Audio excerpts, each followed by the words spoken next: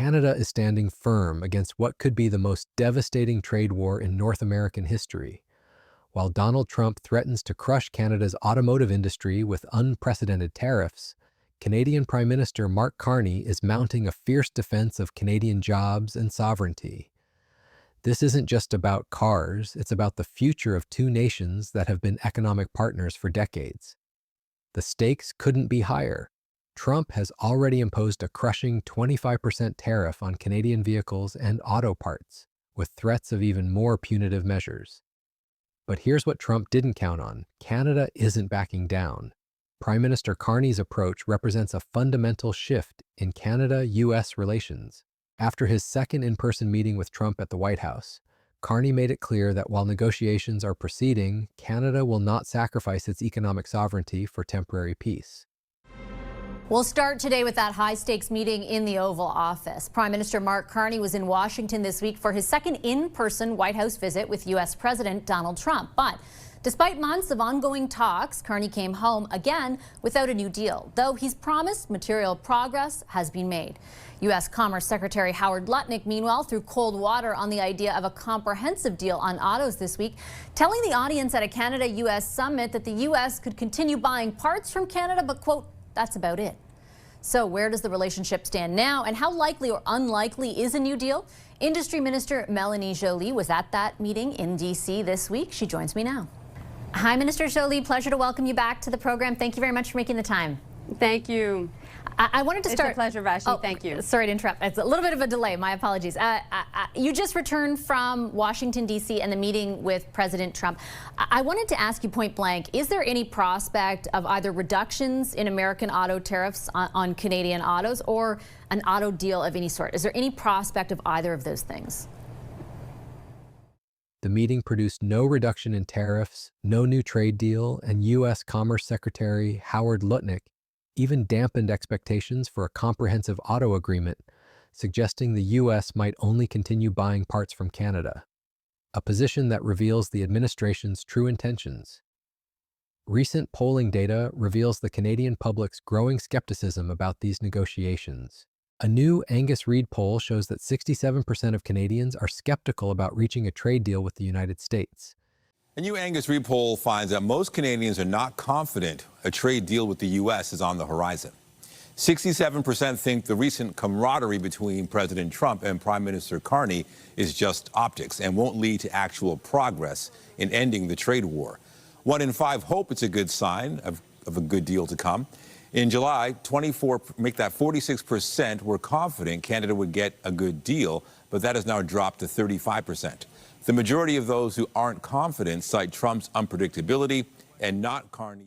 Viewing the recent friendly interactions between Trump and Carney as mere optics rather than genuine progress. This represents a dramatic shift in public sentiment, with declining confidence in securing a good trade deal with the United States. The numbers tell a stark story. Confidence has dropped from 46% in July to just 35% currently. Most respondents who lack confidence blame Trump's unpredictability rather than Carney's handling of the negotiations, with only 1 in 5 Canadians remaining hopeful that diplomatic gestures will lead to a positive outcome. Industry Minister Mélanie Joly has made the government's position crystal clear in recent statements. The current state of negotiations involves working on deals for steel, aluminum, and energy projects, while emphasizing the need for agreements on auto, copper, and lumber sectors. Most importantly, she stressed that Canada will fight for every single job in the auto sector.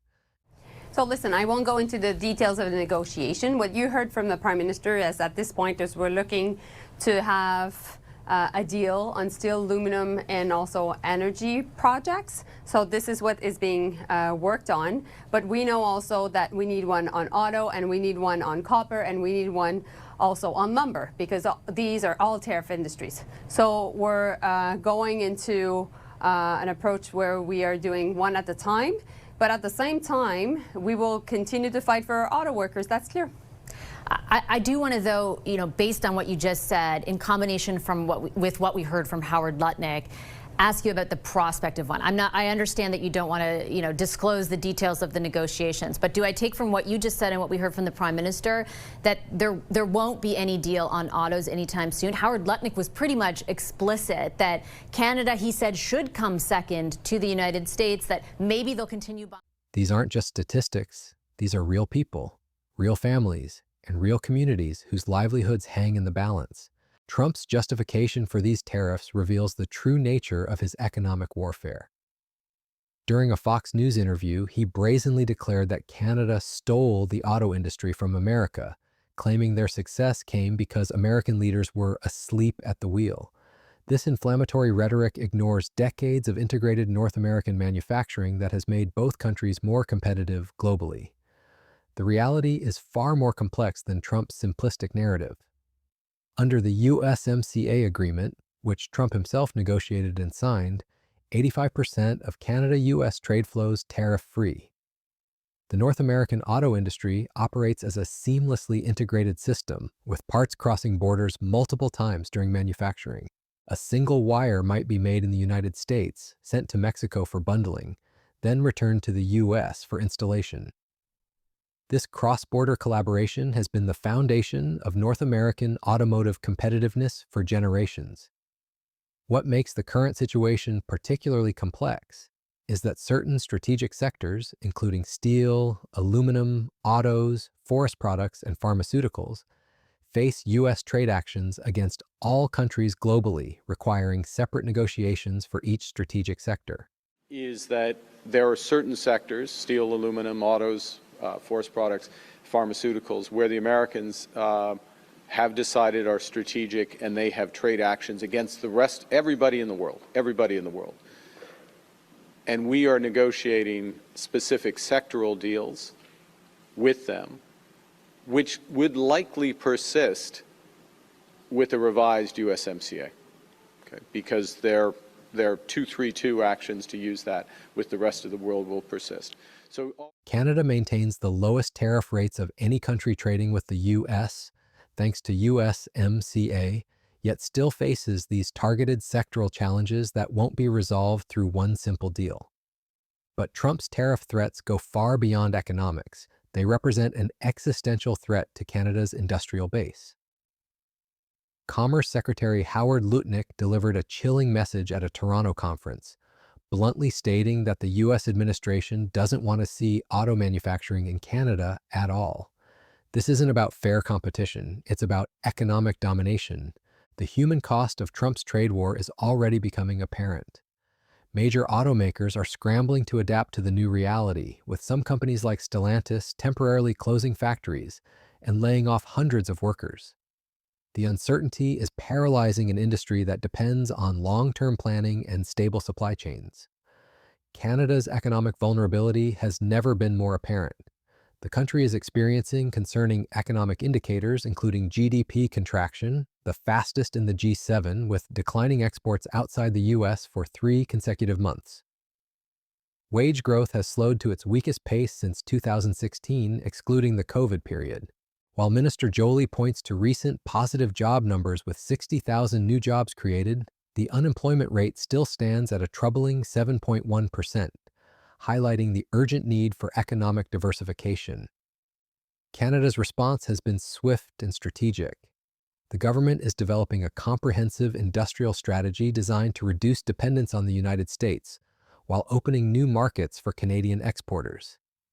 This includes prioritizing domestic procurement and building resilience against future trade disruptions. The irony of Trump's position is stark. While he claims to want American automotive dominance, his tariffs are actually hurting American companies more than their foreign competitors.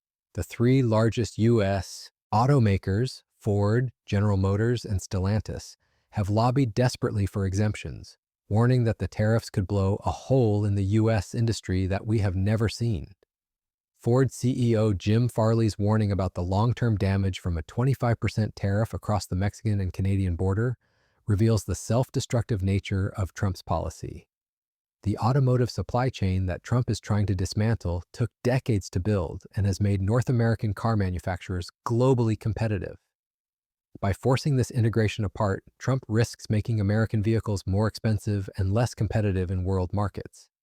This isn't economic nationalism, it's economic suicide disguised as patriotism. Canada's retaliatory measures have been carefully calibrated to maximize pressure on the United States while protecting Canadian interests. The government has imposed its own 25% tariffs on U.S.-produced vehicles. But unlike Trump's broad brush approach, Canadian officials have strategically carved out individual auto parts and taken the USMCA trade deal into account. This measured response demonstrates the kind of sophisticated economic statecraft that Trump's administration lacks. The trade war is also revealing deep divisions within Canada itself. The automotive sector's protection through 100% tariffs on Chinese electric vehicles has triggered retaliatory tariffs from China that are devastating Canadian agriculture, particularly in western provinces. Manitoba Premier Wab Kinyu has called for the elimination of Chinese EV tariffs in exchange for restored access to Chinese markets for Canadian agricultural products. This creates a complex two-front trade war that disproportionately impacts different regions of the country. China's ambassador has suggested that removing the vehicle tariffs would lead to the scrapping of counter-tariffs on Canadian food products, creating a difficult choice for the Canadian government between protecting automotive jobs and agricultural exports. This dilemma illustrates how Trump's confrontational approach to trade is forcing allies into impossible positions. The historical context makes Trump's actions even more troubling. The integrated North American auto industry was built on the foundation of the Auto Pact, which allowed free flow of parts and vehicles between Canada and the United States without tariffs. This arrangement was later incorporated into NAFTA and then CUSMA, the very trade agreement that Trump negotiated and signed during his first presidency. Now he's trying to destroy his own diplomatic achievement. Canada's economic vulnerability to the United States, with roughly two-thirds of Canadian trade flowing south of the border, makes diversification a national security imperative. Industry Minister Jolie's acknowledgement that the Canadian economy is too dependent on the U.S. reflects a growing recognition that economic sovereignty requires reducing this dangerous concentration of trade relationships. The new industrial strategy being developed by the Canadian government represents a long overdue reckoning with this reality. By seeking to open new markets for exporters and prioritizing domestic procurement, Canada is building the economic resilience necessary to withstand future trade wars. This isn't just about responding to Trump, it's about creating a more balanced and sustainable economic foundation. The timing of this trade war is particularly significant given the broader geopolitical context, as Canada and the United States should be working together to address challenges from China and other strategic competitors. Trump's tariffs are fracturing the very alliance that has been the cornerstone of North American security and prosperity. Foreign Minister Anita Anand's upcoming swing through Asia, including China, signals Canada's intention to diversify its economic relationships. This isn't about abandoning the United States, but rather about reducing the dangerous overdependence that makes Canada vulnerable to exactly the kind of economic coercion that Trump is now deploying. The human stories behind these policy debates are what make this crisis so urgent. Auto workers in Windsor, Oshawa, and other Canadian manufacturing centers are watching their futures hang in the balance as politicians in Washington play games with their livelihoods. These are skilled workers who have spent decades building some of the world's best vehicles, and they deserve better than to become pawns in Trump's political theater. Canada's commitment to fighting for every auto job reflects a recognition that these aren't just economic statistics. They're the foundation of entire communities. When an auto plant closes, it doesn't just affect the workers inside, it devastates local businesses, reduces tax revenues, and can trigger a downward spiral that takes decades to reverse. The global automotive industry is watching this trade war with alarm, recognizing that the precedent being set could destabilize manufacturing networks worldwide. If Trump can unilaterally tear up decades of economic integration with America's closest ally and most reliable trading partner, what does that mean for global supply chains and international economic cooperation? The economic data reveals the absurdity of Trump's position. Last year, the United States exported about 630,000 vehicles to Canada while importing just over 1.05 million. On auto parts, American factories recorded a large trade surplus with Canada.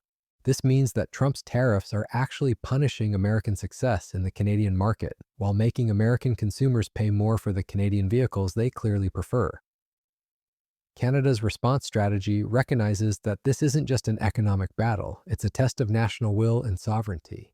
By refusing to capitulate to Trump's demands and instead building alternative economic relationships, Canada is demonstrating that middle powers can resist economic bullying from larger neighbors.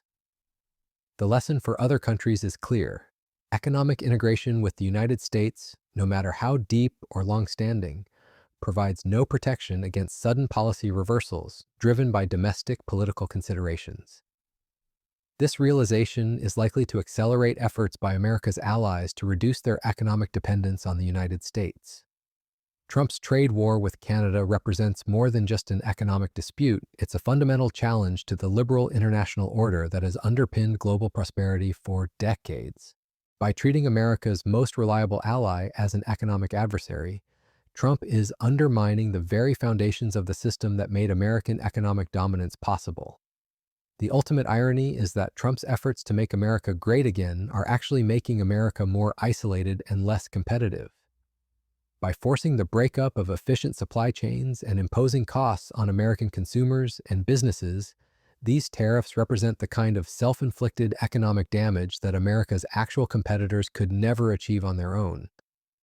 As this trade war continues to unfold, Canada's determination to fight for its economic sovereignty and protect its workers represents a crucial test of whether middle powers can successfully resist economic coercion from larger neighbors. The outcome will shape not just the future of North American trade, but the broader question of whether international economic cooperation can survive the age of Trump. Canada's message is clear. These are our jobs, these are our people, and we will stand with them. In a world where economic relationships are increasingly weaponized for political purposes, that commitment to protecting national interests while maintaining international cooperation represents a model that other countries would do well to follow. The fight for Canada's auto sector is ultimately a fight for the principle that economic partnerships should be based on mutual benefit, not domination.